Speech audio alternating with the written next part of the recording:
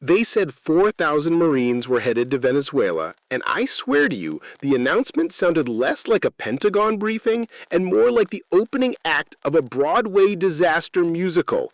Imagine it. Trump standing there with jazz hands declaring, "Ladies and gentlemen, tonight's special performance, Destroyers off the Caribbean!" And then the curtain rises, and out march Marines like they're in a Macy's Day Parade. But instead of balloons, they've got missiles. And instead of candy, they're tossing out sanctions like Werther's Originals.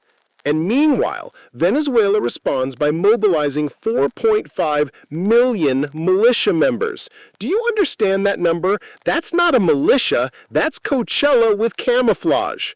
That's Burning Man, but every art car is a tank. And instead of techno DJs, it's Nicolas Maduro with a megaphone shouting, "No pasaran!" It's like they invited the entire cast of Game of Thrones, plus the extras, plus the horses, plus your cousin who always ruins Thanksgiving dinner. And the Marines are probably like, "Wait, 4 million?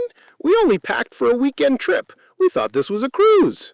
Because let's be real, if you tell an American soldier he's going to the Caribbean, he's expecting rum, beaches, and maybe Jimmy Buffett.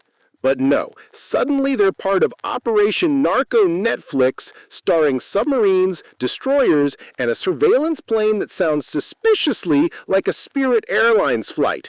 Robin Williams' ghost must be narrating this. "Ladies and gentlemen, welcome to the Caribbean, where America plays Battleship and Venezuela plays Piñata. Except the piñata has teeth, and it's filled with 4 million angry salsa dancers." And Trump loves the pageantry.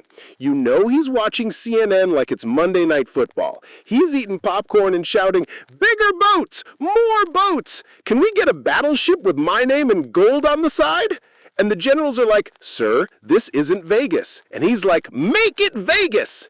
Suddenly there's a fountain show off the coast of Caracas, synchronized missiles with Celine Dion singing, "My heart will go on!" Meanwhile, the conspiracy theories explode.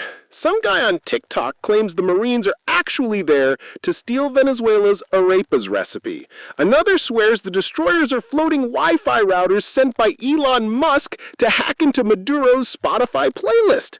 And somewhere in Florida, your uncle is screaming, "This is all about avocado imports." But here's the real absurdity. Both sides act like they're auditioning for America's Got Talent. Marines in tight formations, militia with choreographed chants. Simon Cowell would buzz them all out in 30 seconds. And yet billions of dollars, endless testosterone, and enough uniforms to clothe a planet are being thrown into a sandbox argument. And me? I'm just imagining 4,000 Marines showing up to Caracas and realizing they're outnumbered by pigeons, let alone militia. They'd be calling their moms. "Hi, yeah, so about that deployment, turns out it's a Zumba class gone wrong." So the next time you hear Marines sent to Venezuela, just picture Chris Fleming and Robin Williams on stage screaming, dancing, juggling, flaming sanctions, and telling you the ultimate truth. The world has officially become a satire of itself. And if you want more chaos, don't enlist. Just subscribe. Because unlike the Marines, this madness doesn't end with the treaty.